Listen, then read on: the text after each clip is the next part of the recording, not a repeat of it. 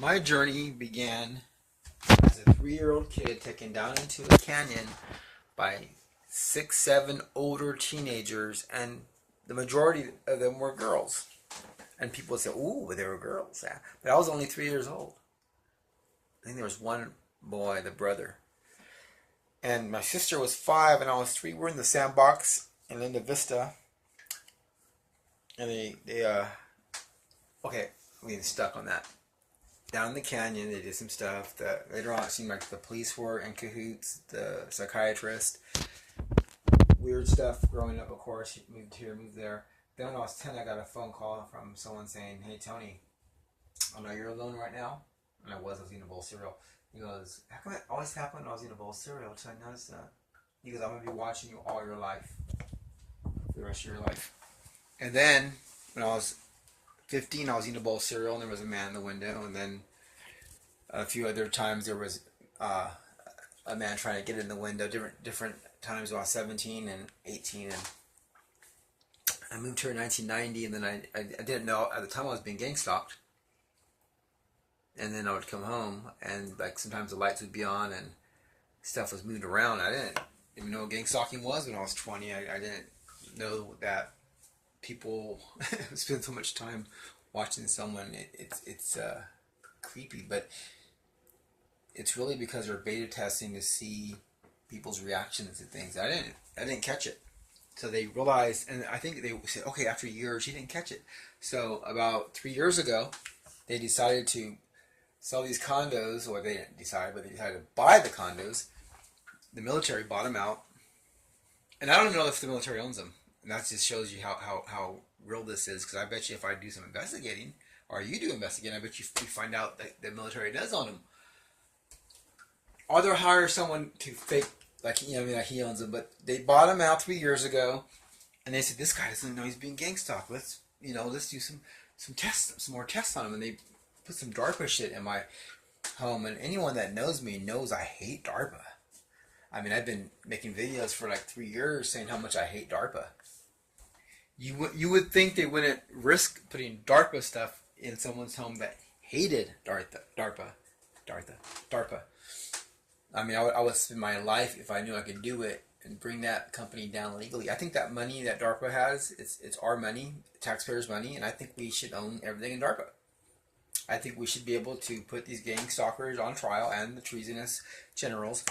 And I think we should, when they're on trial and they're found guilty, DARPA should be divided among us victims. And we should be able to use all those fancy toys and chase our gang stalkers around the forest. We'll even make them naked just to make it more interesting. And we'll chase them around the forest, with like tasers and just all the different, sci-fi stuff they got. Cloak and be invisible and transport and appear somewhere else and BAM! And then disappear again. I mean, just vicious, But you would think they wouldn't be. I mean, this isn't about me. And if you're watching this, it isn't about me. If the military in America can do this to an American citizen, just me, just an American citizen, and you think it's about me, you're missing the point. It's not about me at all. You're seeing here from this testimony what this government is doing in reality. The power they got because we stopped watching them. And not only that, it's not just the power they got, it's that you're seeing there's evil people in the government, real evil people. You're getting a lot of different answers by me telling you my testimony. 1, now we know there are evil people in the government. 2, we know they're out of control. 3, we know that they really are still testing American citizens. And I'm not the only one. I guarantee you there's thousands out there, maybe millions.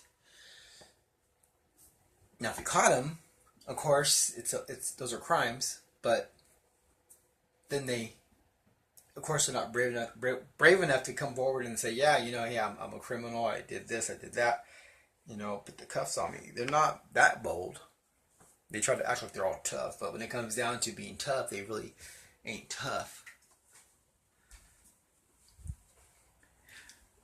This is what's going on in America. And let's go on to something else for a second. Let me say this much to you. if the government has overjumped, like I see, forget about me for a minute.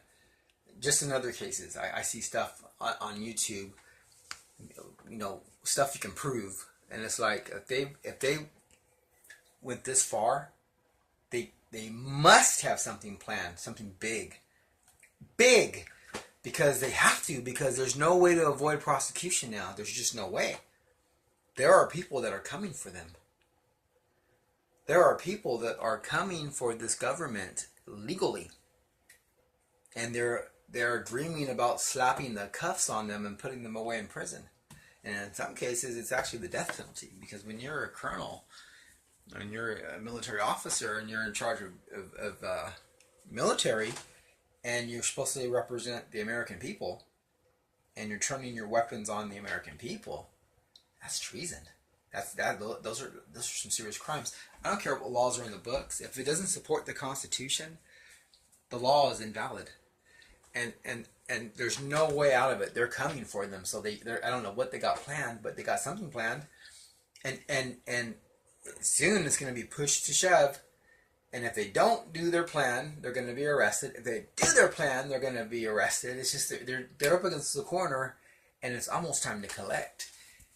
And I'm just telling you that I'm a victim. It's real. It's happening. This is reality. In San Diego, North Park.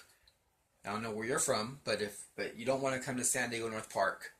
If you're in America, do not come to San Diego North Park. The mayor here has to be aware of this. The chief of police, San Diego Police, has to be aware of these kind of crimes, and they're supporting them. They're not arresting anybody, so they must be in on it. Do not come to San Diego. If you're an American and you want to travel to San Diego or move here, North Park is flooded with military. I've never seen anything like it. I've been here for 27 years. 28 this February. I've never seen anything like it since I've lived here. It's been turned out. And the military that are gang stalking are criminals. Only criminals would participate in these programs. Only criminals.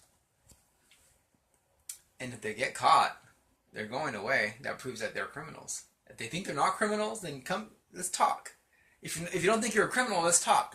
Come over here and I'll interview you and tell me everything you did, because you're not a criminal. And let's talk, and let's see if you get arrested. Let's see if you go away for a long time. But you won't do that, will you? Because you're the criminal, and I'm not.